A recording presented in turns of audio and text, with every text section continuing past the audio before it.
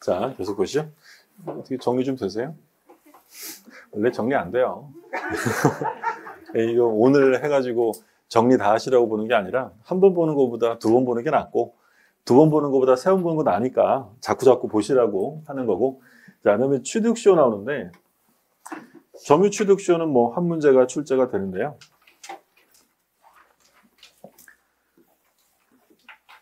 일단 내용 잠깐 좀 보면 일단 주체 누가 점유 취득시효를 할 수 있느냐? 누구나 해요. 자연인도 하고 법인도 하고 비법인 단체, 뭐 교회나 종중 다 한다. 그래서 점유 취득시효는 뭐 어떤 경우에 누구는 할 수 없다 이런 질문 다 틀립니다. 다 할 수 있어요.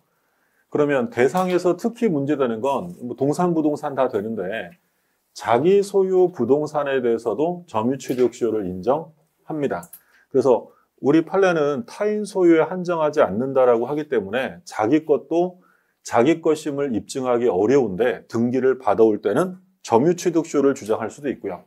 또는 뭐 성명불상자, 성명불상이라는 건 소유자가 누군지 모르겠다는 거죠. 이런 경우에도 다 되고요. 다 된다고 생각하시면 되고. 그 다음에 두 번째, 한 필 토지 전부가 아니라 일부에 대해서도 점유 취득시효가 인정이 돼요. 그러니까 요건 우리가 점유의 종류 볼 때 요게 경계선이고 갑의 땅, 을의 땅 이렇게 되어 있는데 갑이 이 땅을 샀어요. 근데 이 갑이 착오로 경계선을 착오해서 을의 땅의 일부를 점유한 사건이 있었죠. 그러니까 요 갑이 경계선이 여기인데 실수로 을의 땅 일부 요만큼을 점유했어요. 그러면 을의 땅 전부가 아니라 을의 땅의 일부를 점유하는데 요 점유는 자주점유였어요? 타주예요? 자주점유. 소유의사가 인정이 된다고 했죠. 그럼 우리가 비교했던 판례는 뭐였냐면 착오로 볼 수 없을 정도로 상당 면적을 점유했어요. 이따만큼 점유했다는 거죠. 그러면 이거는 자주가 아니라 타주다라고 했어요. 그럼 여기서 이제 묻고자 하는 건 요 내용이죠. 착오로 일부를 점유했다면 소유의 형태가 자주점유로 인정이 되니까 갑은 을의 땅 전부가 아니라 을의 땅 한 필 토지의 일부를 점유 취득시효할 수도 있다. 그래서 이제 오해하시면 안 되는 건 일부를 등기할 수 있어요, 없어요? 그건 안 되잖아요. 그럼 등기할 때는 뭐부터 해야 된다 그랬어요? 이거를 분할해서 요거를 이전 등기 받아가면 되고. 근데 뭐라고 써있냐면 객관적 징표가 계속될 것 이렇게 되어 있죠. 그럼 이건 무슨 얘기냐면 갑이 을의 토지 일부를 점유하고 있다는 게 외부에 드러나야 한다는 거야. 그럼 여기다가 만약에 건물을 지었다든지 아니면 나무를 심었다. 이렇게 해서 갑이 이 땅을 점유하고 있다는 징표가 외부에 드러나야 됩니다. 그러면 일부에 대한 점유 취득시효가 인정됩니다. 그 다음에 이제 국유재산인데 얘는 조심하실 점이 일반 재산과 행정재산이 있었어요. 그러면 둘 다 국가 소유는 맞는데 일반 재산은 개인 재산과 마찬가지로 처분 가능합니다. 그럼 처분 가능한 건 점유 취득시효가 인정되는 거죠. 그런데 행정재산은 현재 공용에 쓰이고 있는 것을 행정재산이라고 불러요. 그러면 현재 공용에 쓰이고 있는 것을 시효 취득할 수는 없습니다. 근데 공용 폐지, 다른 말로 용도 폐지가 있었대요. 행정재산의 용도가 폐지되면 뭐랑 같아지겠어요? 일반 재산. 그러면 행정재산에서는 취득시효가 될 수 없지만 용도가 폐지되어 일반 재산이 되면 취득시효를 할 수 있다. 그럼 반대로 제가 점유를 할 때는 일반 재산이었는데 등기하려고 봤더니 행정재산으로 바뀐 거예요. 취득시효 돼야 안 돼? 그건 안 되는 거예요. 확인하시고 공유지분은 독립된 권리니까 얘도 역시 취득시효가 인정이 되고요. 그러면 요건, 소유의 의사가 있어야죠. 이거 다른 말로 무슨 점이라고요? 자주점유. 이번 시험에는 아주 쉽게 타주점유자가 취득시효 할 수 있는지를 물었어요. 타주점유자는 시효 취득할 수 없어요. 제일 기본 요건이 자주점유, 평원, 공연이요. 선의무과실은 들어가지 않습니다. 자, 그러면 이제 등기 청구에 상대방 나오는데 이 부분은 이제 사례 문제로 출제가 되잖아요. 예를 들어서 갑이라는 사람이 소유자로 등기되어 있어요. 근데 이 부동산에 대해서 2000년부터 2020년까지 A라는 사람이 점유 취득시효를 완성합니다. 그러니까 소유의 의사로 평온공연하게 20년을 점유한 거죠. 그러면 바로 소유자가 되는 게 아니라 얘는 등기함으로써 소유자가 됩니다. 대신 20년의 점유가 완성되면 아직 소유자는 아니에요. 뭘 해야 소유자라고?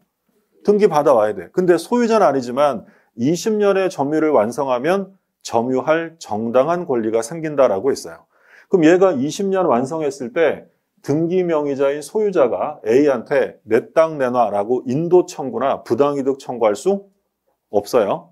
무슨 말씀인지 되셨죠? 그러니까 갑이 있는데 을이라는 애가 예를 들어 20년의 시효를 완성했다.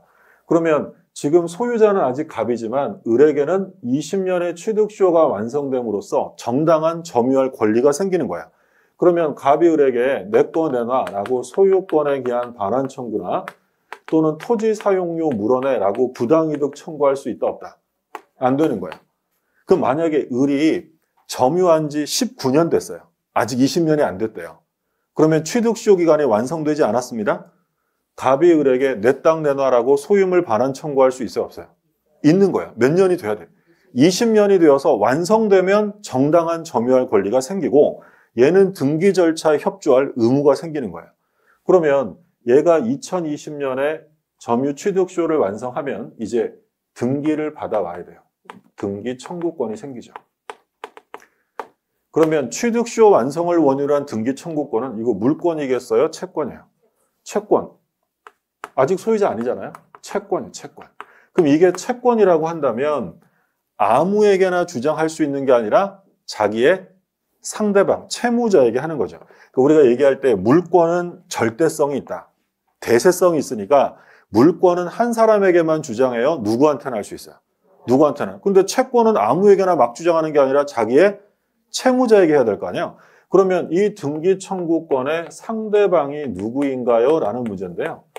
우리 판례는 이 등기 청구권의 상대방은 시효 완성 당시에 소유자다라고 합니다. 그러면 2020년에 지금 완성이 됐잖아요. 그러면 이때 소유자로 등기되어 있는 사람이 A의 상대방이에요. 그러면 갑이 쭉 계속 등기되어 있으면 A는 누구한테 받아오면 되는 거예요? 갑한테 받아오면 되는 거예요. 근데 만약에 갑이 을한테 2017년에 등기를 넘겨줬대요. 그러면 A의 상대방은 누구죠? 완성 당시니까 을이겠네요? 그럼 을이 병한테 2019년에 등기를 넘겼어요? 상대방은 누구예요? 병이 되는 거예요. 그럼 여기서 첫 번째 중요한 점이 뭐였냐면 취득시효 기간이 완성되기 전에, 만료되기 전에 소유자가 여러 번 변경되면 등기 못 받아와야 받아올 수 있어요. 아무 상관없어요. 취득시효가 완성되기 전에는 수십 명이 바뀌어도 얘는 신경 쓸 거 없어요. 20년 완성됐을 때 소유자에게 등기 받아오면 돼요. 문제는 갑이 을한테 매매를 해서 2021년에 등기가 넘어갑니다. 그러면 완성 후에 넘어갔다는 얘기죠. A의 등기 청구권의 상대방, 완성 당시 소유자가 누구죠? 20년의 소유자가 갑이에요. 그럼 누구한테 받아왔어야 돼요? A의 상대방은 갑입니다. 근데 을로 바뀌었다. 그러면 이 등기 청구권은 채권이니까 자기 상대방이 아닌 을에게는 등기 달라고 대항할 수가 없게 되는 거예요. 자, 이게 제일 기본이고 제일 중요해요. 그러니까 등기를 받아올 수 있는지를 물었을 때는 뭘 꼭 확인하셔야 되냐면 소유자가 언제 바뀌었느냐. 완성 전에 바뀌었다면 등기를 받아오는 거고요. 완성 후에 바뀌어버리면 자기 상대방이 아니기 때문에 등기를 받아올 수 없다. 다만 A가 완성 후의 명인에게 대항할 수 없다고 해서 자기 상대방 갑에게 가지는 등기 청구권이 소멸된다는 얘기는 아니라고 했어요. 그럼 을에겐 대항할 수 없지만 어떤 이유로 소유권이 갑에게 되돌아오면 갑에게는 등기를 청구할 수 있게 되는 거예요. 소멸되는 건 아니다. 자, 제일 중요한 거 보셨어요? 완성 전에, 만료되기 전에 소유자가 바뀌면 등기 받아올 수 있고요. 완성 후에 바뀌면 자기 상대방이 아니니까 못 받아와요. 근데 우리 판례는 완성되고 소유자가 변경되면 등기를 못 받아오지만 이거를 뭘로 인정해 준다고 했냐면 새로운 기산점으로 인정을 해줘요. 그럼 새로운 기산점으로 인정해 주니까 이때부터 또 몇 년만 지나면 된다고요. 20년만 지나면 2차 취득쇼가 완성돼요. 그러니까 우리 판례는 얘를 1차 취득쇼, 얘를 2차 취득쇼라고 부르고, 그러면 다시 20년이 완성되면 등기를 청구할 수 있게 된다라는 거죠. 그 얘기고. 자, 그 다음에 그건 이제 한참 후의 얘기고요. 2021년 A가 을에게 등기 달라고 못해요. 그러면 이제 문제가 되는 건 A가 갑에게 찾아가서 아니 등기를 왜 나 안 주고 그걸 팔았어? 물어내 라고 손해배상을 청구할 수 있느냐라는 문제입니다. 근데 손해배상에서는 항상 조심하시라고 하는 게 민법상 손해배상의 대표적인 근거는 둘 중에 하나예요. 채무, 불이행 아니면 불법행위 손해배상이죠. 차이점 뭐냐면 채무불행이란 말이 나오려면 당사자 사이에 뭐가 있어야 돼? 계약상의 채권 채무가 있어야 돼요. 근데 계약 관계가 없으면 그건 뭐라고 불렀어요? 불법행위라고 불러요. 아까 말씀드린 것처럼 자동차 접촉사고가 났으면 손해배상의 근거는 채무불행이에요? 불법행위예요? 불법행위죠. 계약 관계 없으니까. 근데 매매계약을 했는데 매수인이 약속한 날에 대금을 안 주면 불법행위예요? 채무불행이에요? 채무불행이 되는 거예요. 그러면 얘가 갑에게 가지는 이 등기 청구권은 계약상의 채권 채무 관계입니까? 아니라는 거예요. 아니죠. 그러면 어떤 말 써 있으면 무조건 틀리는 거예요. 그렇죠. 이건 불법행위 손해배상을 논의하는 거예요. 우리 시험에서 뭐라고 출제했냐면 A가 점유 취득쇼를 완성하면 A와 갑 사이에 계약상의 채권 채무 관계가 발생한다라고 출제했어요. 틀립니다. 얘랑 계약해서 등기 청구권이 발생한 게 아니에요. 그럼 우리가 상식적으로 생각하면 갑이 자기 땅을 팔았어요. 근데 어디서 처음 보는 아저씨가 와가지고 화내면서 물어내래요. 그럼 손해배상을 하는 게 일반적이에요? 안 하는 거야? 안 하는 거죠. 내 땅 내가 팔았는데. 그런데 만약에 A가 갑에게 등기 주세요라고 청구한 거예요. 그럼 얘가 이제 요건을 갖췄으면 등기를 넘겨줘야 되는데 얘 주기 싫으니까 팔아버렸대요. 이런 경우에는 불법행위 책임을 져야 한다는 거야. 그러면 손해배상 청구를 행사할 수 있나요? 라고 물으면 반드시 확인하셔야 될 점은 갑이 이거를 팔 때 완성 사실을 알았는지 몰랐는지를 보셔야 돼요. 만약에 얘가 완성 사실을 알면서도 처분했다면 그때는 불법행위 손해배상 책임을 져야 한다는 거예요. 그러니까 이것도 시험에 되게 많이 나왔어요. 알았다 몰랐다 써가지고. 그러니까 맨날 그렇게 쓰니까 이제 수험생들이 다 맞히잖아요.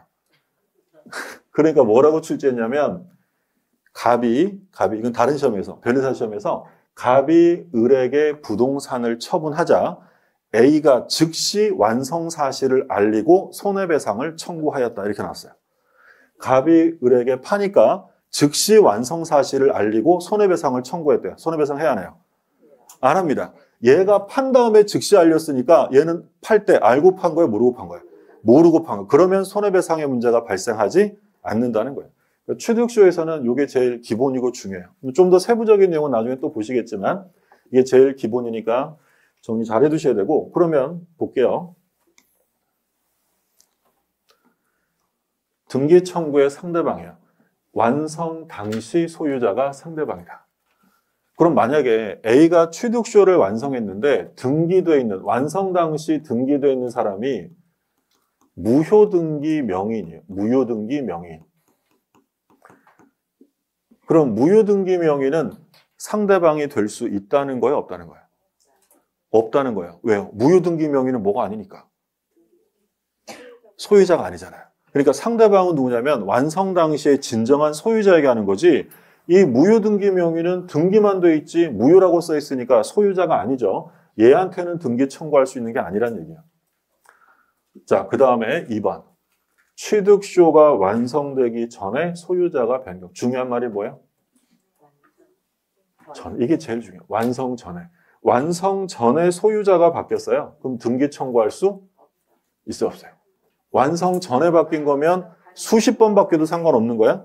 그런데 3번에 보시니까 완성 뭐라고 돼 있어요? 후에 바뀌었대. 완성 후에. 그러면 완성 후에 바뀌었으면 등기를 받아올 수가 없어요. 내 상대방이 아니니까. 근데 우리 판례는 그 완성 후에 바뀌면 그때를 뭘로 인정해 준다고요? 새로운 기산점으로 인정돼서 2차 취득쇼가 완성되면 등기 받아올 수 있어요. 자, 그 다음에 종전 소유자가 수요 완성 사실을 알면서 제3자에게 처분을 했어요. 불법행위 손해배상 청구가 가능하대요. 그럼 불법행위 손해배상 청구가 가능하다는 건 어떤 말이 나와야 돼요? 완성 사실을 알면서 팔았다 이러면 불법행위. 근데 조심하실 점은 불법행위 책임이지 어떤 말이 나오면 안 된다고 했냐면 채무불이행이 나와서는 안 돼요. 채무불이행 책임이 아니다라는 점 조심하시고. 자, 효과 볼게요. 효과. 아직 등기를 안 했대요. 등기 안 했으면 소유권의 변동은 없습니다. 그런데 뭐가 생긴다고 했냐면 점유할 권리가 발생이 돼요. 20년을 점유했어. 완성했으니까요. 그러면 등기 명의는 완성자에게 내 거 주세요 라고 반환 청구할 수 없고요. 지료를 물어내라고 부당이득 반환 청구도 할 수 없다. 몇 년이 되면? 20년. 완성이 되면 정당한 권리가 생긴다는 거예요.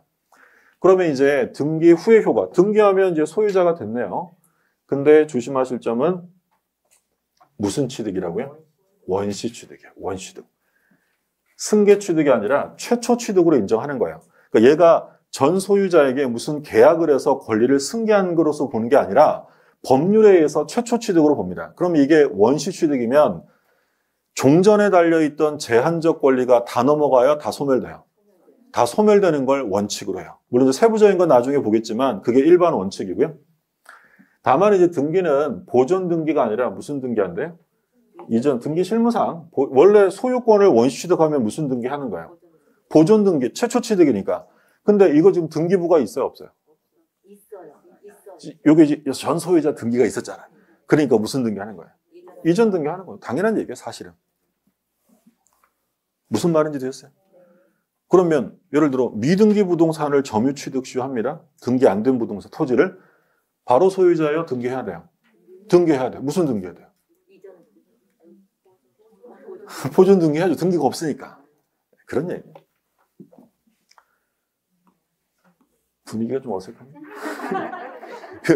예를 들어 토지를 수용합니다. 토지를 수용하게 되면 예를 들어 뭐 수용 주체가 토지를 수용하면 원시 취득이에요, 승계 취득이에요? 원시 취득이에요. 법률에서 원시 취득입니다. 그러면 이때 보존 등기할까요? 이전 등기할까요? 그때 다른 거예요. 만약에 미등기 부동산을 수용하면 보존 등기하겠죠. 기등기 부동산이면 이전 등기하는 거예요. 그런 개념이지 특별한 개념은 아니니까. 근데 이번 시험에 요거 출제했어요. 취득시효로 인한 소유권 취득의 효력은 등기 시부터 생겨요? 점유 개시 시예요? 점유 개시 시부터 처음부터 얘가 소유자였던 것으로 인정해 줍니다. 그러니까 소유자가 되려면 일단 뭘 해야 돼요? 등기해야 돼, 등기. 그럼 등기하게 되면 소유자가 되는데 이 소유자였던 건 언제부터 소유자였던 것으로 인정해 주는 거야? 점유 개시 시로. 그러면 그 동안에 발생한 과실은 원소유자에게 줘야 돼요? 완성자일 거예요? 완성자일 거예요. 얘는 점유했을 때부터 소유자인 것으로 인정받기 때문이에요. 자, 그럼 지문 좀 보시면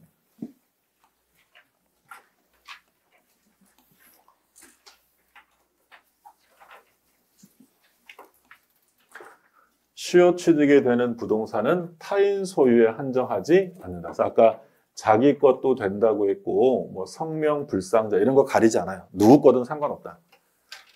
그 다음에 2번 토지 일부. 자, 자주 나오는 거죠. 한 필 토지 일부에 대해서도 점유 취득 시효할 수 있다라는 거죠. 3번 일반 재산이던 당시에 취득 시효가 완성됐어요. 완성했을 때 일반 재산. 그러면 취득 시효 가능합니다. 근데 뭘로 바뀌면 안 된다고요? 행정재산. 근데 그 후에 일반 재산이 행정재산으로 바뀌었대요. 그럼 시효 취득할 수 없습니다. 그 얘기고. 간접 점유도 점유죠. 시효 취득할 수 있다. 이번 시험에도 간단하게 출제가 됐고, 그러니까 늘 말씀드린 것처럼 우리가 공부하는 점유자는 항상 직접 점유자뿐 아니라 간접 점유자도 취득 시효할 수 있는 거고, 간접 점유자도 점유보호 청구의 주체나 상대방이 될 수 있고요. 유치권자가 되려면 직접 점유해야 돼요? 간접 점유도 돼요? 뭐 상관없어요. 간접 점유 다 포함합니다. 5번 등기부상 소유 명의자가 진정한 소유자가 아니래요. 그럼 진정한 소유자가 아니라면 얘한테 등기 청구할 수 있어요? 없어요? 등기 청구할 수? 좀 전에 상대방은 누구라고 했어요? 완성 당시에 소유자야, 소유자. 그럼 무효등기 명의는 소유자야, 아니에요? 아니죠. 그러면 소유 명의자가 진정한 소유자가 아니라는 얘기는 다른 말로 하면 그 등기가 무효등기라는 거예요. 무효등기. 그럼 무효등기 명의는 소유자가 아니니까 얘한테 등기 달라고 할 수 없다. 상대방은 소유자입니다. 완성 당시의 소유자. 그 얘기하는 거고요. 그 다음에 6번. 취득쇼 완성 후 이전 등기 전에 제3자 앞으로 소유권 이전 등기가 격려되면 시효 취득자는 명의자에게 시효 취득을 주장할 수 없다. 중요한 말이 뭐죠? 취득시효 완성 후죠. 완성 후. 완성. 이거 등기 전을 보시면 안 돼요. 지금 문제가 되는 건 취득시효를 완성한 건 전부 다 등기한 거예요, 등기 전인 거예요. 등기를 아직 안 했으니까 등기를 받아오냐 못 받아오냐를 묻는 건데 등기 전을 보시고 전이네 이러시면 안 된다. 이건 당연히 등기 전이고 중요한 건 등기 전이 아니라 뭘 전후를 보셔야 되는 거예요. 기간 만료 전이냐 후냐가 중요한 거예요. 그럼 완성 후에 제3자에게 넘어갔나요? 그러면 등기 받아올 수 없어요. 완성 전에 넘어갔느냐 후에 넘어갔느냐 핵심이에요. 그러면 6-1 보세요. 시효 진행 중에 목적 부동산이 전전 양도된 후 시효가 완성된 경우 시효 완성자는 최종 등기 명인에게 등기 청구할 수 있느냐. 그럼 이건 지금 뭘 묻는 거냐면 부동산이 전전 양도된 후에 취득시효가 완성됐어요. 최종 등기 명의는 완성 전에 바뀐 사람이에요? 후에 바뀐 사람이에요? 전. 자, 이렇게 시간이 흘러요. 근데 소유자가 전전 양도되다가 취득시효가 완성됐대. 그럼 여기서 최종 명의는 이 사람이네요? 완성 전에 바뀐 거예요? 후에 바뀐 거예요? 전에. 그럼 등기 청구할 수 있다는 거예요. 그러니까 우리 시험에서도 전이냐 후냐 이렇게 노골적으로 써줄 수도 있지만 이런 식으로 표현하는 경우도 출제를 한 거예요. 결국 완성 전에 바뀐 건지 후에 바뀐 건지를 구별할 수 있는지를 물어보는 거고 그 다음에 7번 갑소유 토지에 대해 을의 시효기간이 만료됐다. 완성이 됐네요. 근데 을이 갑으로부터 아직 소유권 이전 등기를 못 받았어요. 등기가 안 됐대. 소유자가 아직 아닌 거예요. 등기 안 했으니까 아직 소유자는 아닌데 근데 뭐가 생긴다고 했냐면 점유할 권리가 생기는 거죠. 그러면 갑은 을에게 소유물 반환 청구나 부당이득 반환 청구할 수 없는 거예요. 을은 좀 전에 쓴 거 지웠지만 을은 정당한 권리가 생겼다라고 했고요. 그 다음에 8번 7에서 완성 후에 판 건데 갑이 취득시효가 완성된 사실을 알고 병에게 처분해서 을에게 손해가 발생했다. 불법행위 손해배상 물어봤네요. 그럼 뭘 찾으셔야 돼요? 알고. 만약에 모르고 팔았다면 불법행위 손해배상은 발생하지 않는다라는 거예요. 그 다음에 원시 취득이죠. 확인하시고 그리고 소유권 취득의 효력은 언제부터 생긴다고 했냐면 점유를 개시한 때 소급합니다. 등기 시부터 소유권 취득의 효력이 생기는 것이 아니다라는 거죠. 자, 여기까지가 취득시효고 그 다음에 이제 매년 또 출제되는 파트가 공유인데 공유는 처음에 보실 때는 좀 쉽지 않아요. 어려운 파트에 속하는데요. 이론 좀 볼게요. 공유.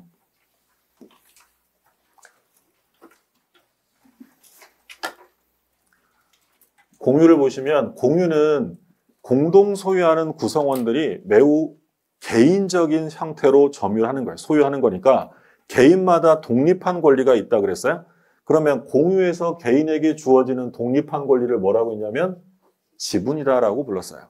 그러면 개인주의니까 내 지분 내가 처분하는데 다른 공유자의 동의를 받을 필요가 없다. 자유롭게 처분할 수 있어요. 다른 공유자의 동의를 얻지 않아도 되죠. 이번 시험에 출제된 게 뭐였어요? 공유 지분을 교환하려고 합니다. 공유 지분을 교환할 때 다른 공유자의 동의를 얻지 않고도 할 수 있다. OX예요. 맞는 거죠. 내 지분 내가 팔고 교환하고 담보잡혀 먹는데 다른 공유자의 동의는 필요 없는 거예요. 자, 지분의 탄력성인데요. 공유자 중에 어떤 사람이 지분을 포기합니다. 두 번째, 사망을 했는데 상속인 없이 사망을 했어요. 공유자 중에 한 사람이 지분을 포기하거나 두 번째, 상속인 없이 사망했다. 만약에 상속인이 있으면 당연히 상속이 돼요. 재산권이니까. 그런데 상속인 없이 사망하면 그 지분을 어떻게 할 거냐? 다른 공유자에게 귀속이 돼요. 중요한 말은 뭐라 그랬어요?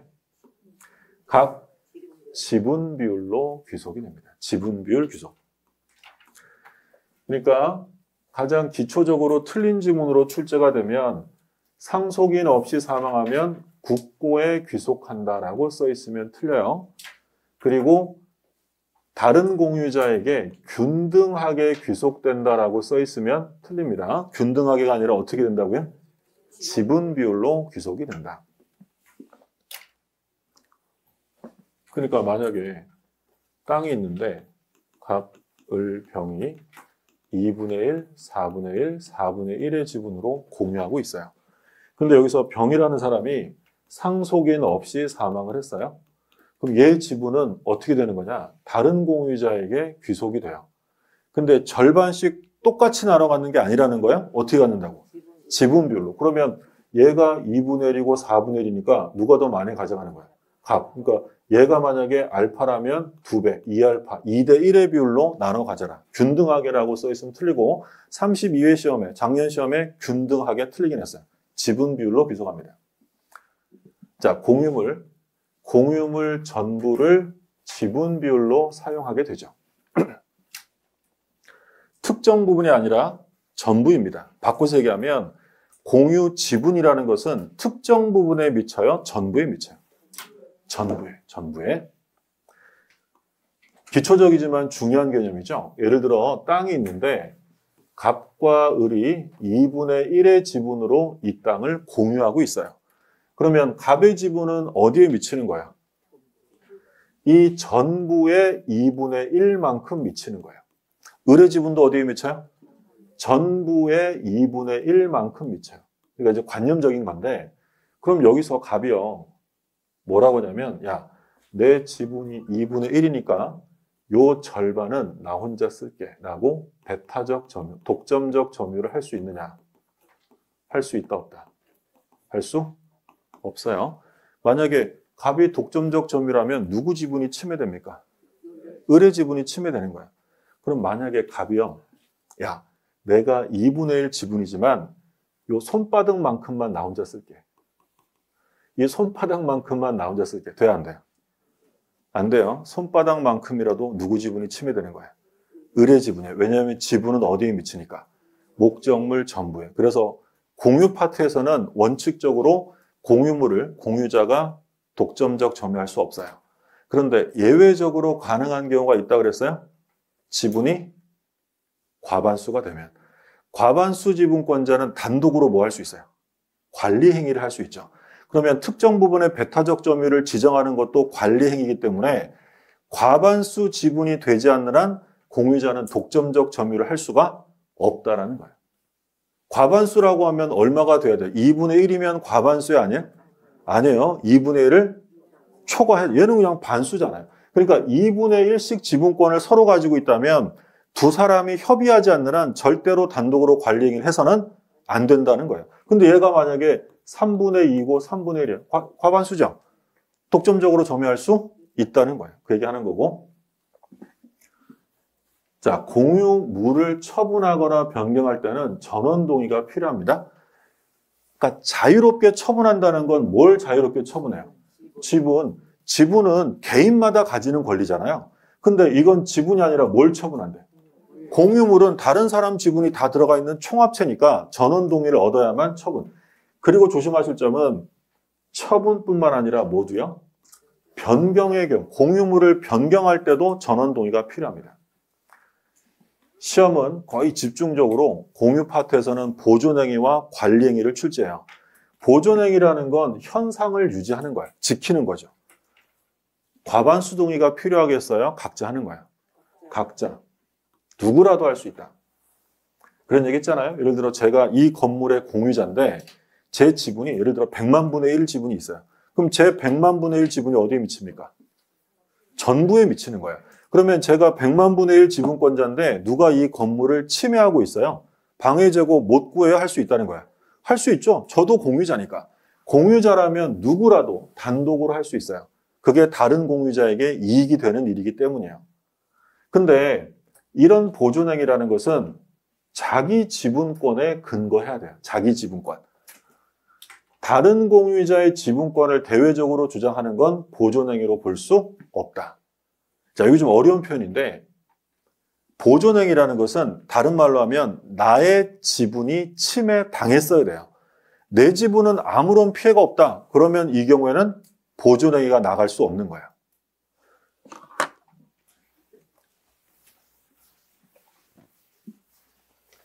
말씀드린 것처럼 시험은 거의 보존행위 관련해서 많이 나오는데 이 부분이 처음엔 좀 어려워요. 보존행위라는 것은 현상을 유지하고 지키는 거니까 각자 하면 돼요. 각자 단독으로.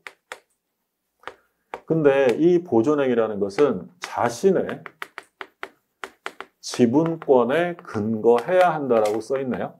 그러면 자기 지분권에 근거하지 않고 타인 지분권을 대외적으로 주장하고 있다. 이건 보존행위가 아닙니다. 자, 어떤 판례가 있었냐면 판례 좀 볼게요. 판례는 땅이 있어요. 갑이랑 을이 2분의 1의 지분으로 이 토지를 공유하고 있대요. 그런데 갑의 2분의 1 지분 등기가 원인 없이 병에게로 이전 등기가 된 거예요. 그러니까 이 병에게 넘어간 등기는 유효 등기라는 거예요? 무효 등기라는 거예요? 무효 등기, 원인 없이 넘어간 거니까 실체 관계 없다는 거잖아요. 그러자 을이 병을 상대로 보존 행위로서 등기의 말소를 청구한 사건입니다. 이게 되겠느냐라는 거예요. 될까 안 될까요? 안 된다. 왜 안 되는 거예요, 이거 지금? 지금 을이 주장한 건 자기 지분권에 근거한 거예요? 갑의 지분권을 주장한 거예요? 갑의 지분권. 이걸 다른 말로 표현하면 보존 행위를 하고 있는 을은 자기 지분에 침해가 있어요, 없어요? 없죠.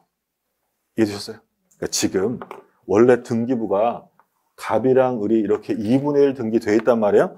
근데 갑의 지분이 원인 없이 넘어갔으면 현재 등기부상 공유자는 누구와 누구겠어요? 병이랑 을이 2분의 1 등기되어 있죠. 그럼 얘는 지금 지분 등기에 피해가 있어요, 없어요? 없죠. 그럼 보존행위 할 수 없다고요. 내 지분 침해된 게 없으니까. 이거는 등기라서 그런 거예요. 지분 등기 다 할 거 아니에요. 그럼 만약에 제가 100만 분의 1이 지분권자인데 이 건물을 누가 침해합니다. 제 지분 침해돼야 안 돼요? 되죠. 공유물에는 어디에 미치니까? 전부에 미치니까. 이건 근데 공유물이 아니라 등기잖아요. 등기. 그럼 내 지분 등기는 멀쩡한데 내가 보존행위를 할 이유가 없다는 거예요. 그걸 지금 이렇게 표현하는 거예요. 그래서 보존행위란 자기 지분권에 근거해야지 다른 사람 지분권을 주장하는 건 보존행위가 아니고. 무효등기 말소 좀 볼게요. 무효등기를 말소하라라고 요구하는 거 역시 보존행위입니다. 그러면 갑을이 2분의 1의 지분으로 공유하고 있대요. 근데 여기서는 이제 무효등기가 누구 명의로 등기되어 있는지가 핵심이에요. 갑과 을이 공유를 하고 있는데 무효등기가 병이라는 사람이 지 이름으로 등기를 다 한 거예요. 그러면 얘는 지분이 있는 사람이에요? 제3자예요? 제3자예요. 그러면 공유자 중에 한 사람은 보존행위로 이 등기의 말소를 구하는데 이때는 전부를 말소할 것을 요구할 수 있어요. 되셨어요? 자, 그 다음에 이번에는 갑과 을이 공유자인데 공유자 중에 한 사람, 공유자 중에 1인 갑이라는 애가 을의 지분까지 모두 등기를 한 거예요. 그러면 을이 갑에게 등기의 전부를 말소하라라고 할 수 있다 없다? 그건 안 되겠죠. 왜냐하면 갑도 지분이 얼만큼 있으니까. 이분을. 그러면 공유 부동산에 무효 등기가 됐을 때 누구 이름으로 됐느냐? 만약에 제3자 이름으로 됐다라고 써 있으면 얼만큼 말소? 전부 말소예요? 근데 제3자가 아니라 공유자 중에 한 사람 이름으로 등기가 돼 있으면 얘도 지분권자잖아요. 그러면 얘가 얘한테 전부 말소를 구할 수는 없다는 거예요. 그래서 공유자 중에 한 사람이냐 제3자 명의의 등기냐를 꼭 구별하셔야 되고, 자, 그리고 이제 매우 중요한 판례가, 일단 요거 먼저 볼게요. 공유자는 단독으로 공유물에 대한 제3자 명의의 불법 등기에 전부의 말소를 청구할 수 있다. 자, 어떤 단어가 눈에 들어와야 돼? 제3자. 그럼 제3자니까 공유자가 아니라는 거잖아요. 그럼 얼만큼 말소? 전부 말소예요. 비교라고 써있네요. 비교. 그럼 이번에는 공유자 중에 한 사람이네요. 공유자 중 한 사람. 그러면 얘도 지분이 있는 애니까 얘한테는 뭘 구할 수 없다. 전부 말소를 구할 수 없다라는 점 꼭 기억하시고. 자, 말씀드린 것처럼 4번이 매우 중요한 판례예요. 소수지분권자가 일단 공유 파트에서 소수지분권이라는 표현을 썼다는 건 과반수가 안 되는 사람을 소수지분권자라고 표현합니다. 소수지분권자가 공유물을 배타적으로 점유합니다. 자, 여기까지 끊으면 얘는 그럴 권한이 있다, 없다? 없다. 배타적 점유하려면 지분이 얼만큼 있어야 돼요? 과반수. 근데 얘는 소수지분권자니까 배타적 점유를 할 수 없어요. 그런데 했다는 거예요. 그러면 다른 소수지분권자가 보존행위로서 단독으로 전부의 인도를 청구할 수 있느냐? 인도 청구할 수 없다라는 게 판례고요. 방해 제거는 구할 수 있어요. 방해 제거는 구할 수 있다. 자, 요거는 이제 소위 소나무 사건이에요. 소나무 사건.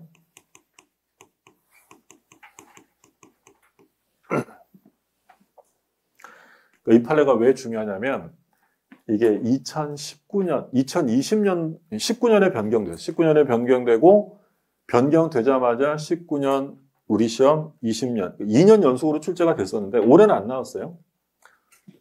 20년에 변경돼서 20년, 21년 나왔는데 이건 어떤 사건이냐면 실제 사건은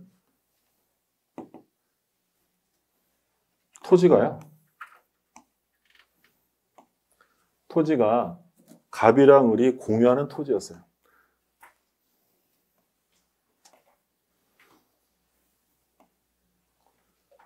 토지가 있는데 이 토지를 갑과 을이 공유합니다.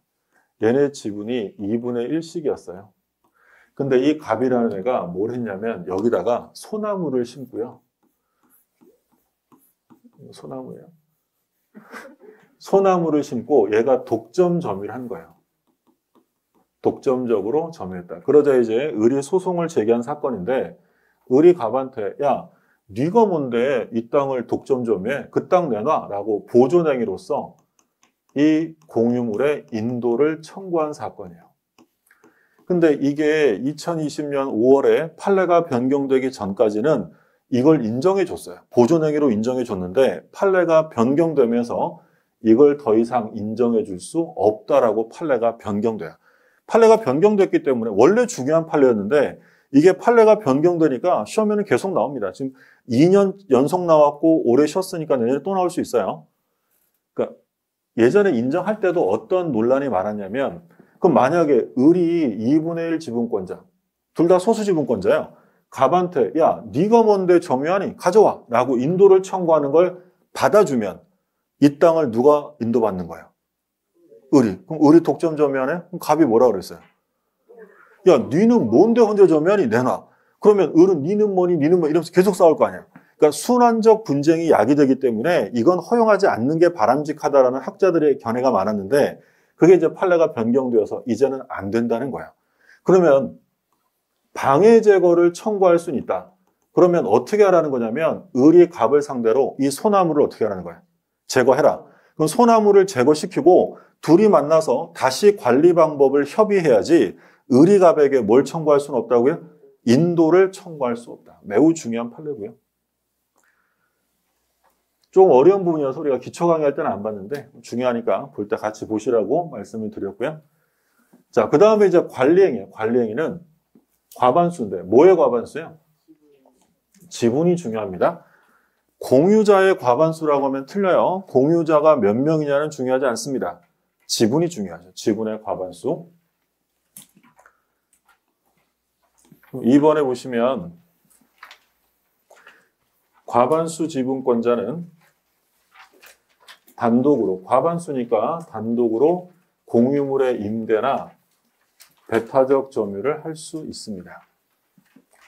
그 다음에 소수지분권자는 과반수 지분권자의 관리행위를 저지할 수 없어요. 대신 이제 과반수 지분권자에게 부당이득 청구를 할 수 있고, 근데 공유 나대지에 건물을 신축하는 건 관리를 벗어난 행위다. 그럼 나대지에 건물을 신축한다. 이건 전원 동의 필요합니다. 전원 동의가 있어야 한다.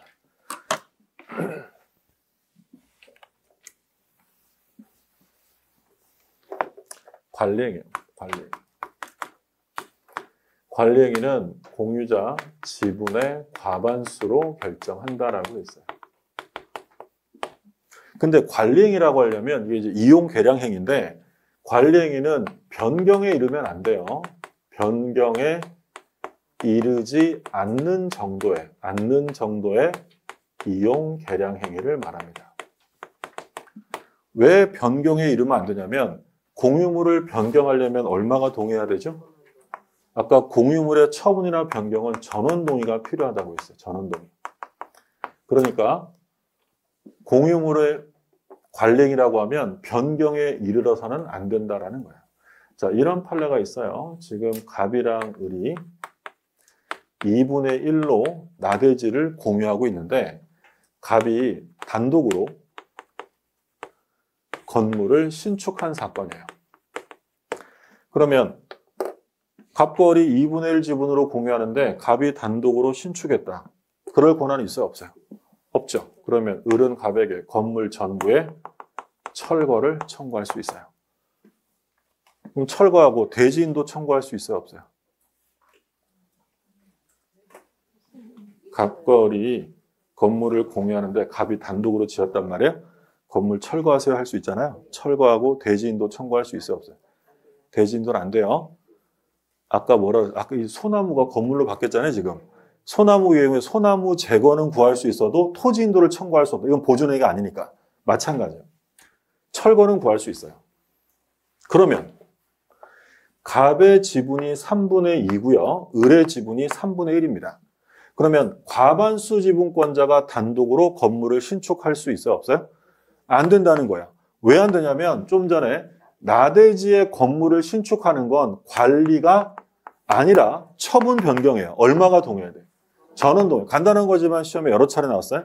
그래서 과반수 지분권자라도 나대지에 건물을 짓는 건 단순한 이용 계량이 아니라 공유물을 완전히 바꿔버리는 거야. 그러니까 이런 것들은 전원 동의를 얻어야만 할 수 있어요. 그러면 공유물의 관리라는 건 제일 대표적으로 뭐라 그랬냐면 임대차. 임대차 계약을 했다. 임대차 계약을 해지했다. 이런 말로 오면 전부 다 관리행위다. 건물이 있어요. 갑을 3분의 2와 3분의 1의 지분으로 공유하는데 갑이 을의 동의 없이 단독으로 임대차합니다. 그런데 나중에 3분의 1 지분권자가 이 사실을 알고 나는 임대차에 동의한 바 없으니 나가세요 라고 방해제거나 반환 청구할 수 있다 없다? 없어요. 임대차는 무슨 행위예요? 이용계량, 관리행위니까 지분이 얼만큼? 3. 과반수 지분권자면 단독으로 할 수 있는 거야. 그럼 이 임대차를 해지할 때도 공동으로 결정해야 돼요? 단독으로 결정할 수 있다? 단독으로. 이것도 역시 무슨 행위냐면 관리행위예요. 그러면 을은 과반수 지분권자의 관리행위를 막을 수는 없고요. 대신 요 갑에게 뭘 청구해요? 부당이득. 만약에 갑이 병한테 월세를 300만 원 받았대요. 그럼 얘가 부당이득으로 달라고 할 건 300만 원 다 내놓으라고 해야 돼요? 100만 원 받아야 될까요? 100만 원. 자, 그러면 공유 파트에서 손해배상이나 부당이득이란 말이 나오면 무조건 얼만큼만? 자기 지분 범위에서만 행사하는 거지 을이 다른 공유자를 위해서 전부에 대한 부당이득을 청구한다. 이런 말 써 있으면 틀려요. 자, 그리고 또 마지막으로 중요한 게 을이 이 병을 상대로 병한테 부당이득을 청구할 수 있느냐? 안 돼요. 왜 안 되느냐? 얘는 누구한테 받으라고요? 갑한테. 이 병은 누구의 동의를 받아 점유하는 사람이죠? 과반수. 그러면 과반수 지분권자의 동의를 얻어 점유하는 사람은 소수 지분권자에게도 정당한 권리가 있는 자이며 부당이득을 취한 바가 없다는 거야. 이해되셨어요? 자, 누구에게 부당이득 청구할 수 없다고요? 임차인에게 할 수 없다는 거야. 근데 이것도 그냥 막 외우시면 안 돼요. 공유 파트에서 임차인에게 부당이득 청구 안 돼 이렇게 외웠는데 시험은 바꿔서 내죠. 만약에 병이 을한테 임차했대. 을한테. 얼마에 지분? 3분의 1. 그러면 권리자에게 빌린 거예요? 무권리자에게 빌린 거예요? 무권리자. 얘는 임대주 권한 없는 사람이에요. 그러면 갑이 병에게 부당이득 청구할 수 있는 거예요. 정당성이 없으니까. 그러니까 얘한테 부당이득을 청구할 수 없는 건 누구에게 빌렸을 때? 과반수 지분권자에게 빌렸기 때문에 정당성이 있어서 부당이득의 문제가 안 생기는 거지, 얘가 과반수 지분권자가 아니라 소수 지분권자에게 빌렸다면 갑은 병에게 방해배제 청구도 할 수 있고 부당이득 반환 청구도 할 수 있어요. 근데 시험은 대부분 누구한테 빌린 걸로 많이 내겠어요? 과반수. 그런데 한 번은 바꿔서 낸 적도 있어요. 소수 지분권자에게 빌렸다면 얘는 정당성이 없다. 자, 그러면 자, 4번. 공유 나대지에 건물을 신축합니다. 관리행위요? 관리를 벗어난 거예요. 얼마가 동의해야 돼? 전원 동의가 필요하다라고.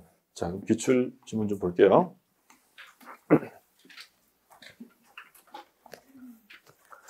자, 1번. 부동산 공유자는 자기 지분을 자유롭게 처분할 수 있고요. 뭘 자유롭게 처분한다고요? 지분. 개인마다 주어지는 독립된 권리니까.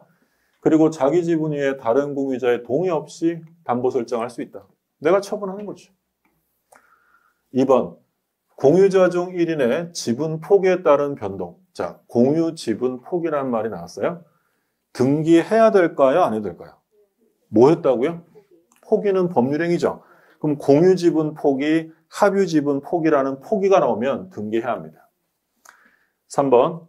공유자가 지분을 포기하거나, 첫 번째, 상속인이 있든 없든 지분을 포기하거나, 첫 번째고요. 두 번째, 상속인 없이 사망한 때 그 지분은 다른 공유자에게 어떻게 유속돼요? 각 지분별. 균등하게라고 써 있으면 틀리는 거 조심하시라고 했고, 4번. 공유자 중 1인이 다른 공유자의 지분권을 대외적으로 주장한다. 뭐가 중요한 말이야? 지분권을 주장했는데 다른 공유자의 지분권을 주장했대요. 보존행위 아니에요. 아니, 보존행위는 누구 지분권을 주장해야 돼요? 자기 지분권. 그러면 공유물의 보존행위로 볼 수 없습니다. 그래서 보존행위란 다른 말로 하면 자기 지분권의 침해가 있어야지 다른 공유자의 지분권이 침해된 것만으로 보존행위 할 수는 없다라는 거예요. 5번. 갑과 을이 X토지를 공유하고 있는 경우 갑이 을의 동의 없이 X토지 전부를 병에게 매도하는 경우 매매계약은 유효해고요? 유효한 거예요? 나중에 또 우리 공부하겠지만 매매계약을 했대요. 그 매매계약은 처분행위예요? 채권행위예요? 계약 채권행위죠. 그러면 채권행위는 반드시 처분권이 있어야 돼요? 없어도 돼요? 없어도 돼요. 쉽게 생각하면 이런 거잖아요. 지금 갑이랑 을이 2분의 1로 공유하고 있는데 갑이 병한테 단독으로 매매를 했다. 공유물 전부를. 원래 이러면 안 되죠. 아까 공유물 매매할 때 전원동의 어디라고 그랬잖아요. 근데 갑이 매매계약을 전체에 대해서 했대요. 그럼 매매계약 자체가 무효냐라는 거예요. 무효겠어요? 유효하다는 거예요. 이건 유효해요. 갑은 어떻게 해주면 돼요? 나중에. 을의 지분을 취득해서 다 넘겨주면 되잖아요. 그러니까 다른 말로 하면 타인 부동산을 매매할 수 있어요? 없어요? 있죠. 나중에 사서 넘겨주면 되잖아요. 못 넘겨주면 그때 가서 책임을 지는 거지 계약이 무효가 되진 않아요. 만약에 이 매매계약이 무효라고 하면 갑은 계약상의 책임이 있을까요? 없을까요? 무효면. 그러니까 계약상의 책임을 진다는 건 계약이 무효 취소되어도 져요? 계약이 유효해야지는 거예요. 유효해야 계약을 이행할 거 아니에요? 그럼 만약에 이 계약을 무효라고 하면 갑은 을의 지분 사서 넘겨줄 의무가 없는 거예요. 그래도 된다는 얘기잖아요. 이 계약이 유효해야 갑은 목적물을 넘겨줄 의무가 있는 거고 못 넘겨주면 그때 가서 계약상의 책임을 지는 거야. 만약에 계약이 무효가 돼버리면 못 넘겨줘도 계약상 책임을 질 필요가 없게 되는 거예요. 계약은 유효한 거죠. 근데 만약에 등기를 위조해서 등기까지 다 넘겨줬어요. 을의 지분까지. 그럼 이건 단순한 채권행위 한 거야? 처분행위 한 거야? 처분행위죠. 그럼 무권리자가 처분을 했네? 그럼 이건 무효입니다. 그럼 이 경우에 을이 병에게 전부 말소하세요. 되느냐가 문제겠죠? 될 것 같아요? 안 되거든? 안 되겠죠. 왜요? 누가 팔았대요? 갑이. 그럼 얼만큼은 유효하게 넘어갔을 거예요? 갑의 지분은 넘어갔죠. 그럼 갑의 지분 2분의 1만큼은 실체관계에 부합하는 등기니까 뭘 구할 수는 없다. 전부 말소를 구할 수는 없다는 거예요. 그 얘기고. 자, 4번. 갑과 을이 X토지를 공유하는 경우 갑이 을의 동의 없이 단독 명의로 등기했다. 자, 여기서 중요한 말은 뭐예요? 갑과 을이 공유하는데 갑이라는 건 제3자예요? 공유자 중에 한 사람이에요? 공유자 중에 한 사람이 단독 명의로 등기했대요. 그러면 다른 공유자 을은 전부 말소를 구할 수 있다, 없다? 없다.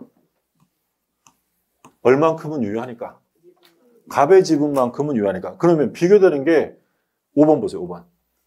갑과 을이 X토지를 공유하고 있는 경우 제3자가 권한 없이 등기했대요. 자, 누가 했다고요? 제3자가. 그럼 제3자는 공유지분권자가 아니잖아요. 그럼 얼만큼 말소요? 전부 말소를 청구할 수 있다. 그러니까 4번과 5번을 비교하셔야 되는 게 무효등기인데 제3자 명의로 무효등기가 되면 전부 말소고요. 공유자 중에 한 사람으로 등기되어 있으면 전부 말소를 구할 수는 없다. 자, 6번. 갑과 을이 공유하는데 2분의 1. 둘 다 2분의 1씩이네요. 갑이 을의 동의 없이 토지의 건물을 축조했대요. 여기까지 끊고.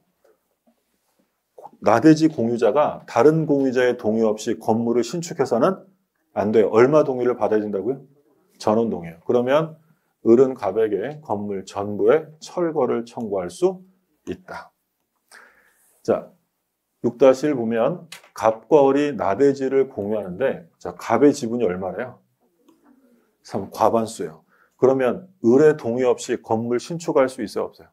없어요. 그러니까 이거 혼동하시면 안 돼요. 그러니까 왠지 과반수 지분권자면 건물을 혼자 지어도 될 것 같지만 안 됩니다. 없다. 전원 동의가 있어요. 전원 동의.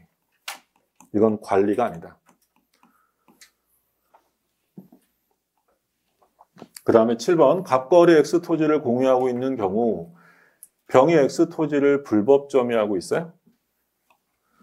자, 병이라는 애가 불법 점유하게 되면 갑은 특별한 사정이 없는 한 을의 지분에 관해서도 손해배상을 청구할 수 있느냐? 할 수 없죠. 손해배상 청구 못해. 왜요? 을의 지분이잖아요. 그러니까 공유에서 손해배상이나 부당이득이 나오면 얼만큼만? 자기 지분만큼만 돼요. 자기 지분만큼만. 좀 문맥이 좀 자연스러우려면 을의 지분에 관하여는 이렇게 하는 게 좀 자연스럽겠죠? 도라고 하면 오해 여지가 있으니까 을의 지분에 관해서는 병에게 손해배상을 청구할 수 없고 자기 지분에 대한 것만 손해배상 청구가 가능합니다. 자, 8번. 공유물의 소수지분권자가 자, 누가 나왔어요? 소수지분권자가 다른 공유자와 협의 없이 공유물을 배타적으로 점유하고 있다.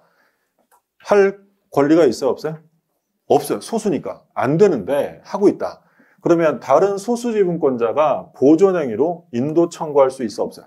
없습니다. 이게 변경된 판례고 매우 중요하다고 했죠. 판례 변경되자마자 31회, 32회 계속 출제가 됐어요.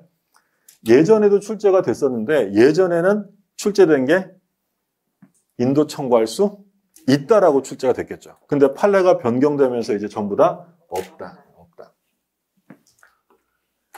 그 다음에 9번. 자, 갑의 지분이 3분의 2네요. 과반수입니다. 을의 동의 없이 X토지 전부를 병에게 사용하게 한 경우. 그러니까 임대해 준 거죠. 할 수 있다, 없다? 얼마든지 할 수 있어요. 그러면 을은 소수지분권자는 병에게 그 땅 가져오세요. 할 수 없습니다. 과반수 지분권자의 관리행위를 소수지분권자가 막을 수 없고 그러면 을은 속상해도 하는 수 없다고 그랬잖아요. 그러면 을은 어떻게 해야 돼요? 을은 갑한테 부당이득 청구해야 한다고 했죠. 조심하시라고 한 건 을이 병에게 병이 좀 멀리 가 있네요. 병에게 부당이득 청구할 수 있다 없다. 얘한테는 안 돼요. 갑에게 하라 이 얘기였고. 자, 그 지문으로 나올 거예요. 10번에 갑거리 공유하는데 3분의 2 지분권자 갑이 을의 동의 없이 토지 전부를 병에게 사용케 한 경우, 자, 을이 병에게 부당이득 청구할 수 없어요. 을은 누구한테 하라고요? 갑에게. 과반수 지분권자에게 부당이득을 청구해야지 병에게 할 수 없고요. 자, 11번. 과반수 지분권자가 단독으로 임대했다. 할 수 있어요. 임대는 관리행위니까. 소수 지분권자는 부당이득 반환 청구 누구에게 할 수 있다고 했냐면 과반수 지분권자에게 부당이득 청구할 수 있어요. 그런데 과반수 지분권자의 동의를 얻어 점유하는 사람에게는 할 수 없다라고 했죠. 여기까지가 공유고, 그 다음에 이제 담보물권, 유치권, 저당권 나올 텐데 조금 쉬었다 보시죠.